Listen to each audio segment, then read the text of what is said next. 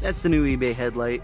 I think it was $30, and it came with the mounts, but I wanted to see how it looked with the stock mounts first.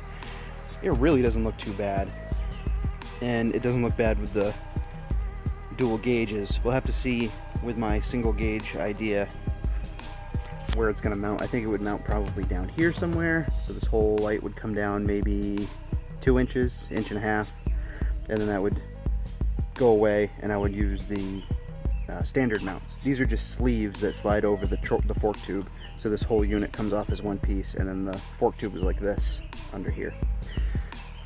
So that's number one. Number two, I got my new shocks in. I got these RFY shocks. They were 325 in length, 325 millimeter. But the problem is the clearance between the fork and the chain, or the shock and the chain. If I can get in there really tight, you can see that there is hardly any space. If I spin the wheel here, it doesn't touch, but it is very close. So I'm gonna have to shim this shock out.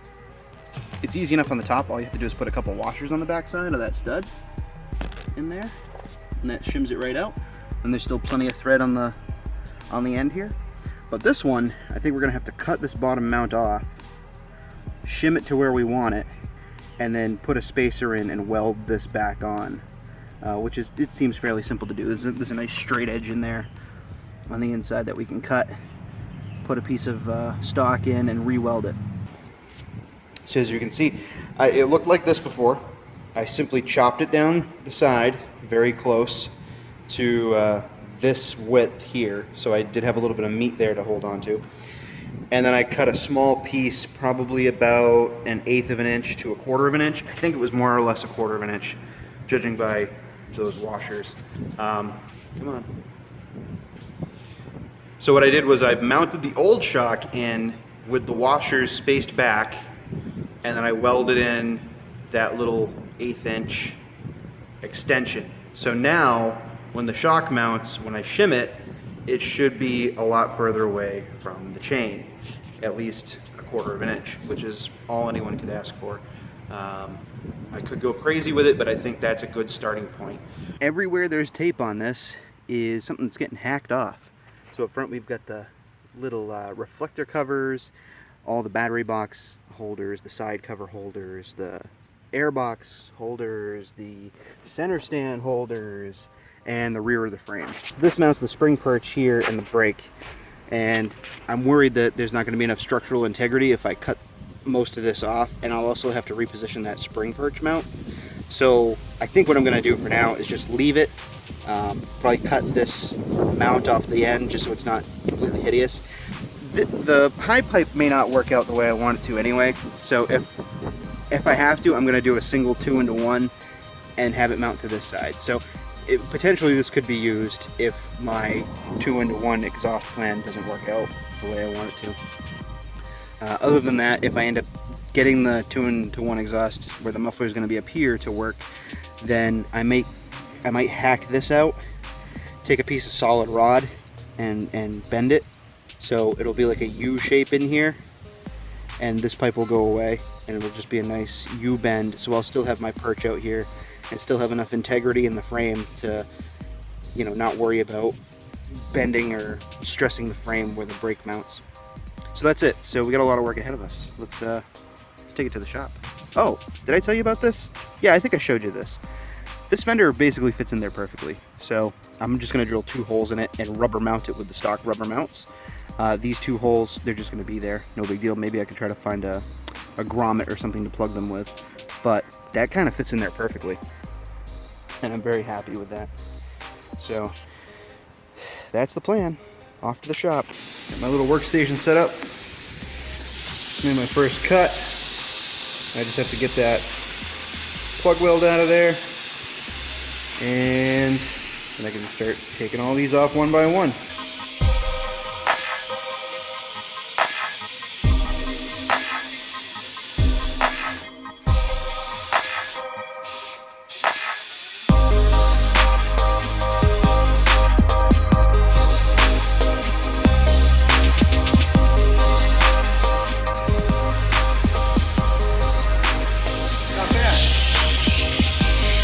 I couldn't cut those straighter if I tried.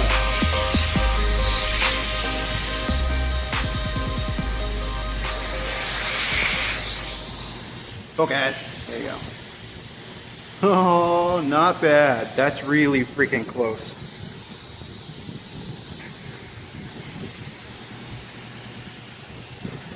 A little bit of grinding. We'll straighten that right up. So everything's ground off, and I re-engineered this to be a lot shorter than how it used to be. That's how it used to look. Sort of like that. And oh, again, now it's going to be sort of in there like that. Much shorter. Still retains all the same functionality. And if I have to, I can still have it be an exhaust mount. Not bad. A lot less intrusive than when it was mounted up there.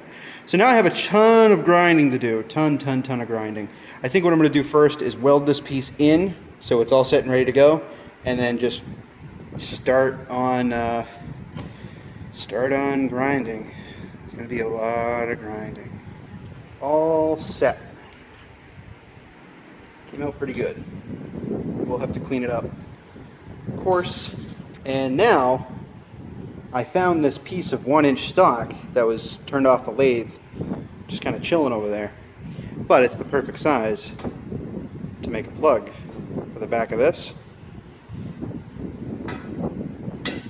Sort of like that. So what I'm going to do is I'm going to turn down both ends to kind of make the end shape that I want. And then I'm going to mill it down in the middle, so the OD in the middle is the same as the ID here, and then I'm going to split it in half.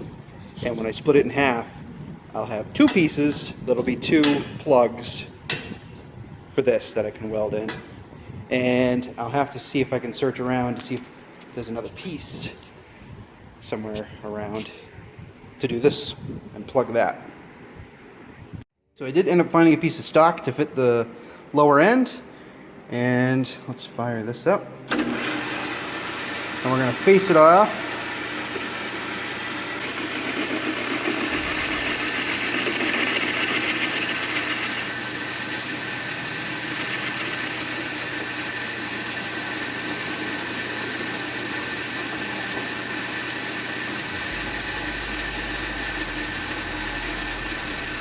This is really hard to work with one hand, so I'll come back to it. Not the most handsome thing in the world, but they plug up the back end of the frame. And they both match pretty close. And I did this little guy down here and welded him in. So once it's all ground down, it should look a little bit better. But at least now every open end has a cap on it. All right, let's get to welding these up.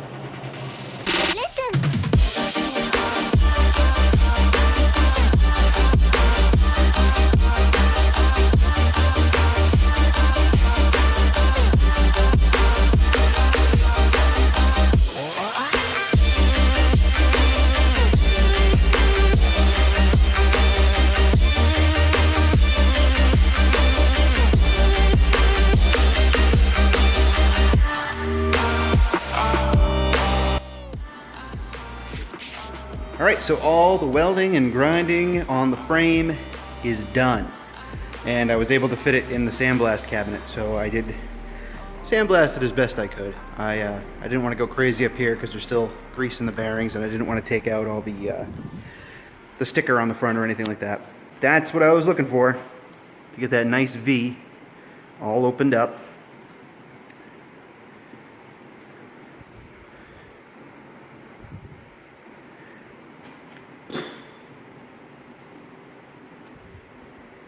I really like the way those plugs came out. And I don't know about this yet. I mean, I'm not too keen on the fact that there's a point on it. I may cut it off and try to make it look like the end there, but as for now, it's going to stay that way. It doesn't look too bad. So there it is. I think what we're going to do next is start maybe hacking up some exhaust pipe. See if we can get a hold of it. Okay, so for the exhaust, I just cut off the mufflers, and I'm going to leave it like that. I think I'm just going to do 2 little shorty mufflers on these and leave it. I was originally going to go up around the engine and maybe cut it here and try to get a little bit more bend and come across the front. I just started thinking about it, and it's not really worth the time and the effort, especially with these old pipes. For 40 bucks, I can get 2 MGO shorty mufflers.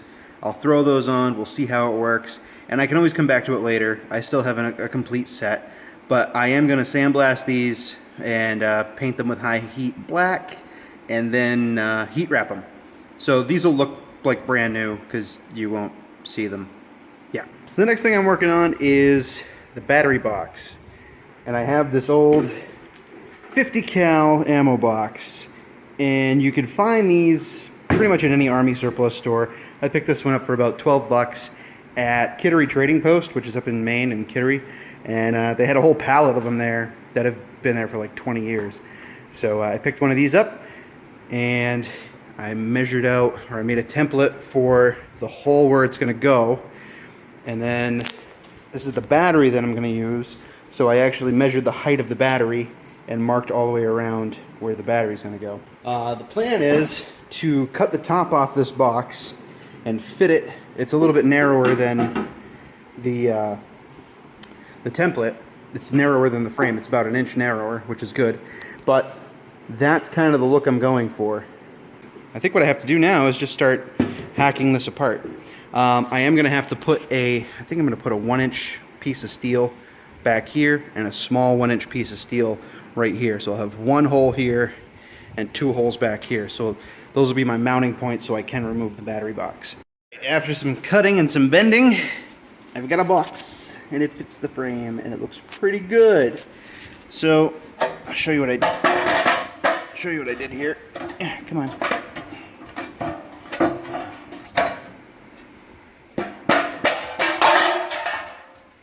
So I zipped it all around. I zipped these 2 corners out of this side of the box on here and the bottom, and I was kind of off on my original line, but it's not too bad. And I had to cut a little groove in here for a relief because of this bend in the bottom of the box here in order for it to bend up. But I got the general shape that I want down. But I'm going to throw this in the sandblaster, and then I'm going to tack weld it together, clean up some of the burrs, and then I can worry about trying to mount it in the frame. I'm completely done. I'm worn out. That box kicked my ass. So much grinding, so much correcting. There is, it came out all right. This camera will not focus for the life of it. It will need a little Bondo and a little body work, but other than that, that's the shape I want. It keeps that V nice and open, hides all the electrical. That should be exactly perfect. Just threw the tank on there to make sure I had clearance between the battery box and the tank hold down, because the tank hold down is a little rubber strap that goes on here up to this little clip up here. So it looks like I have plenty of room. Nice deep battery box. I am going to leave those holes in the bottom just as drain holes, and that's how the fender's going to look. And I wanted to make sure it was going to clear the back of the battery box, and we got about 1/2 inch of room. But I am stoked. That looks freaking amazing. You can really see the silhouette of how I wanted this bike to look. Clean. That line of the tank starts to follow that line of the battery box. Nice and flat, and then a little upswing, and then this line of the frame follows the line of the fender. So trying to keep it clean, but I'm really proud of myself. That's the first battery box I ever built out of anything, let alone an ammo container. So it was kind of cool to see it go from a green ammo container to a completed battery box. I do still have to put some sort of bracket back here just to weld in here, and then a couple of holes in this so I can put a bolt in it. Maybe just 1 bolt. What's nice is, let me take the fender off. What's nice is that, if you ever have to work on anything, all you have to do is pull the back of the battery box down, and it falls right out. So you can just secure it with one bolt. And it is just sitting on that little piece of angle iron I welded in the front. It's like a 3/4 inch, 1/2 inch piece of angle iron. And it's really ugly. I haven't cleaned up the welds yet. But once that gets cleaned up, it'll look good. Not that you'll see it, but all you have to do, set the front of the battery box on that piece of angle iron and push up, and your battery box is in. Clean, simple, and hopefully effective. Okay, so now we can finally end this video. I am back in the home workshop. I want to show you guys where I'm at currently, and this is where I'm going to leave this video off. So, as you can see, the frame is painted. It is all done, all the tabs removed, the lines came out really good, the plugs on the end came out good, and my battery box is, I would say, 99.9% finished. This is the battery I'm going to be using, and some things that you didn't see, I actually mounted a, I have all the nuts on the inside welded on. I have some holes drilled for the rectifier on the outside, the regulator on the inside. That's the bracket, original bracket from the battery box that I chopped off and welded inside. And I have a hole over here for the wires from the outside. I can't remember if it's the regulator or the rectifier. Either way, that one, the wires are going to come through that hole. The rest of the wiring harness should be able to come right from behind the tank and drop right into the battery box. So everything should be pretty neat and tidy. It's already getting dusty, man. It's only been here a day or two. Anyway, so the other thing I mounted was this brace right here, and this is for the actual battery hold down. I'm going to make a shim to go in the back, and when the shim's in place, that'll hold the battery from moving. Luckily, VHT gold high temperature paint matches the gold that's on the shocks, so I'm really happy with that. I'll be able to you know, have some sort of tie-in. I may actually end up doing the motor mounts that go on the front here, those little triangles. I may actually end up doing those gold, just to have a little bit of gold here, a little bit of gold here, and then the gold on the back. But that should be the only gold that I'm painting. The engine, I did do a one coat on already, and it's going to be this semi-gloss black. I may or may not mill these ribs down. I kind of like the way it looks right now, but this is going to be polished, these are going to be polished, and these two tappet covers are going to be polished. This is going to be, well, this center section here is going to be polished with the Kawasaki, and there's going to be a black background in here. But this main section is going to be a wrinkle finish, as will the clutch cover, and the chain cover, which is over there. And the clutch cover is going to be wrinkle finish with the polished Kawasaki. This may be flat black, it may be wrinkle black. I don't know what I'm going to do yet. I think it'll be a nice contrast to maybe have this be the same color black as the engine, and then have this be wrinkle black. It'll break up the textures a little bit. But again, this little timing cover will be polished, and these two tappet covers will be polished. I did get a key made, so I have a key. I am going to use, I know I was fiddling around with doing the single gauge. For now, I'm going to pass on that. It's way too complicated to get into for the time restraints that I have on this bike. I want to get this bike done in the next couple of months. I don't want to spend a year on it. So I am going to use this gauge cluster, and I'm just going to paint up the two housings. I already did sand them down and clean them up. I just have to tape them off and paint them. I think that's it for now. I mean, the next step is going to be putting, you know, the starter and the starter clutch into the motor, so this can be an electric start motor. I did do up my controls. I did strip them the paint and give them a little polish. Cleaned them out so everything works, all the buttons work, and I do have the one with the actual starter button on it, and I made sure that my switch works. This was frozen before. This was off the donor bike. So that'll look pretty good. I'm thinking of doing black handlebars. So that's where I'm at. If you haven't yet, hit that subscribe button for more, and I'll try to keep these updates coming weekly now that I have everything in one spot and I can work on it all at once. Alrighty. Catch you on the next one.